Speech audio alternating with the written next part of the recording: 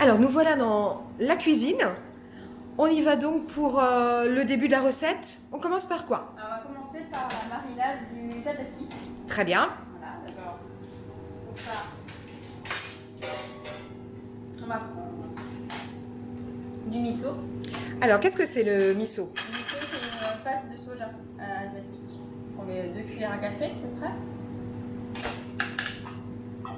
On va mettre du miel. Pareil, 2 cuillères à café.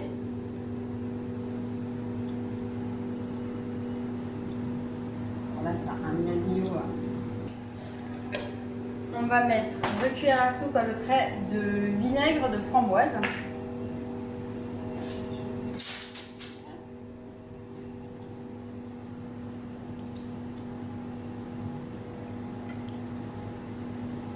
La même chose de sauce soja.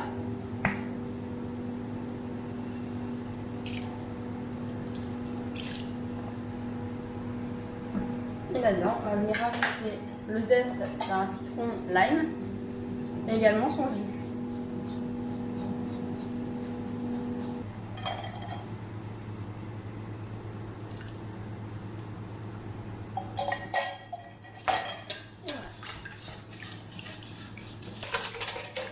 Alors on peut rajouter du gingembre ou de l'ail.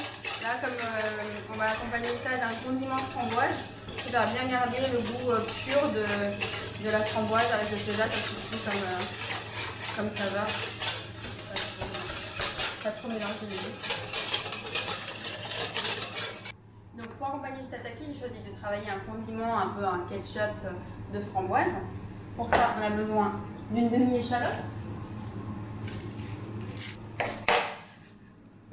Voilà. Donc on va venir hacher notre échalote. Et on va le faire réduire tout simplement dans le même vinaigre de framboise qu'on a utilisé préalablement pour la marinade.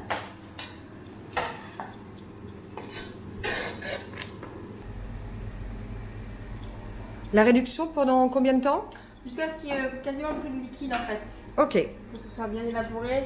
Du coup, les échalotes seront un peu translucides, un peu plus fondantes. Et on rajoutera des framboises fraîches.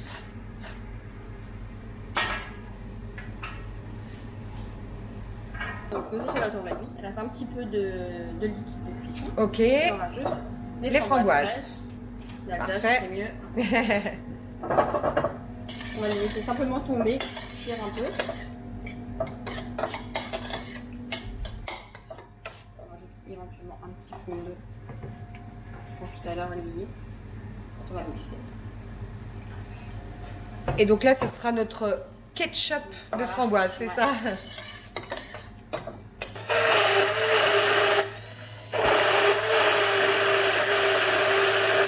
Alors, pour éviter d'avoir les pépins qui auraient entre les dents, on va venir le filtrer.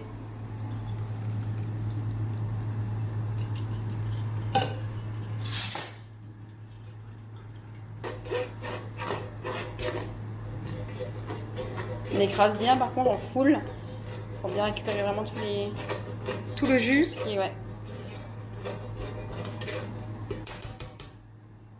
Je crois qu'on est pas mal. Alors, le voilà le saumon. Ouais, on prend un beau pavé comme ça. On va enlever la peau quand même.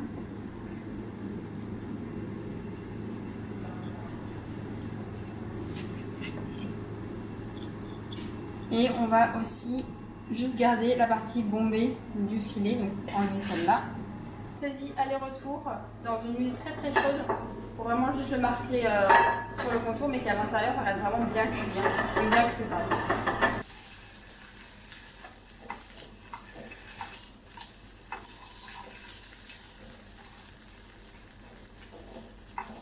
Voilà, Ça suffit. très joli.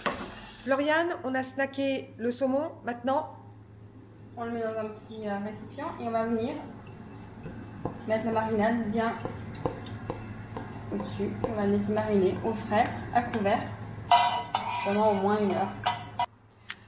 là, tu es en train de t'occuper du pesto de mélisse, c'est ça? Ouais. Alors, la mélisse, c'est quoi? C'est une herbe qu'on souvent on associe plus facilement comme ça de prime abord à du sucré.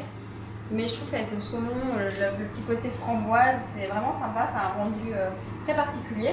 Effectivement, on fait comme un pesto de basilic, donc avec du parmesan, une graine, un fruit à coque, et puis de l'huile. Là, j'ai mis de mettre de l'ail, parce que ça dénature un petit peu la mélisse. Et voilà. Et on mixe tout ça, alors soit au pilon pour les puristes. Là, ouais, ça ne peut pas s'amuser à le faire comme ça, on va le faire au mixeur. Alors, on a un vrai pesto traditionnel. Enfin, traditionnel dans le sens de la texture. Là, c'est pas huileux.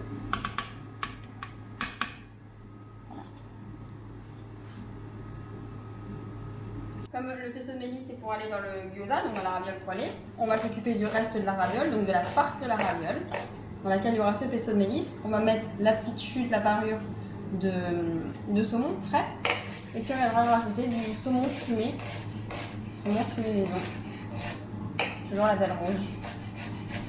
Donc saumon fumé et le saumon frais. Voilà, le petit morceau de saumon frais qu'on va couper.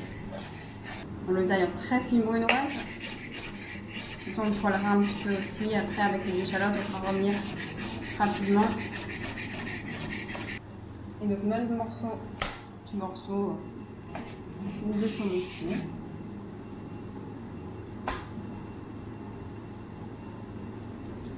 Là aussi, on enlève la peau. Toujours.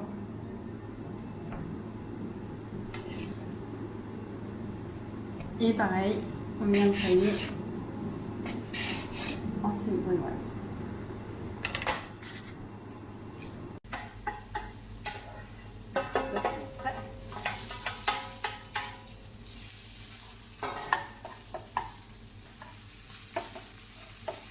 Ça, c'est bon, c'est mélangé. On rajoute. On rajoute la petite brunoise de saumon fumé.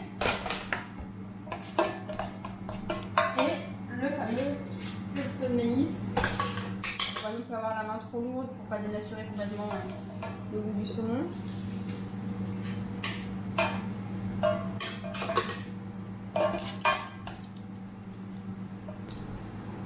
Donc ça va être l'appareil qu'on va mettre dans les gyoza. Hein? Ça, c'est la farce des gyoza.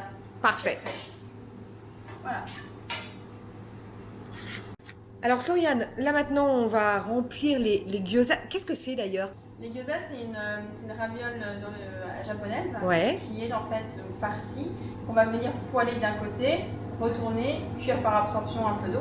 Elle est un peu croustillante et moelleuse à l'intérieur. Parfait. On dépose la farce. Donc, une bonne cuillerée à café. Important, c'est de mouiller les bords pour qu'ils adhèrent. On va venir replier en deux.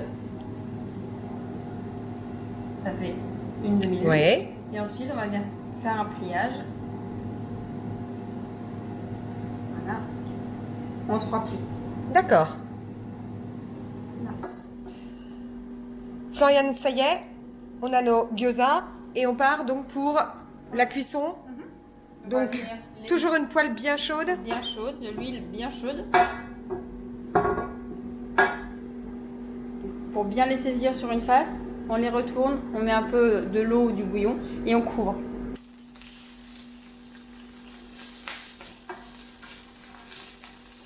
Et voilà, la pâte à ravioles est cuite. Elles sont un peu saisies de chaque côté. Et ça va rester moelleux à l'intérieur. Ça reste moelleux à l'intérieur, oui. Voilà.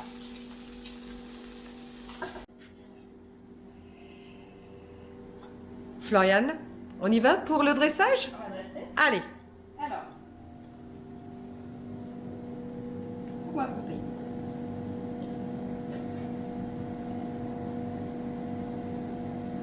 Voilà. On vient dresser.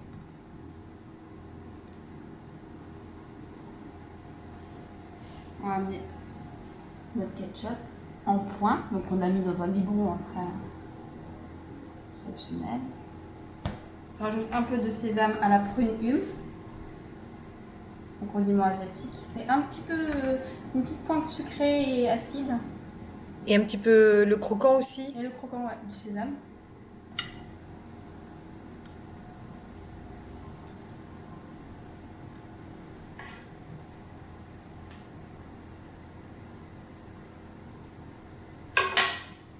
Et on finit avec les petits pouces des jardins de la Haute.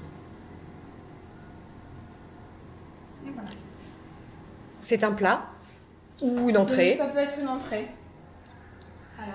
En tout cas, Floriane, on a été ravis de découvrir cette recette avec toi. On la retrouve ici, On la au retrouve cocoon. ici, ouais, quand elle revient. Après, on retrouve souvent des gyoza, on retrouve souvent des tataki avec d'autres ingrédients. Mais, voilà. Merci beaucoup, Floriane. Merci à toi, Et à très bientôt.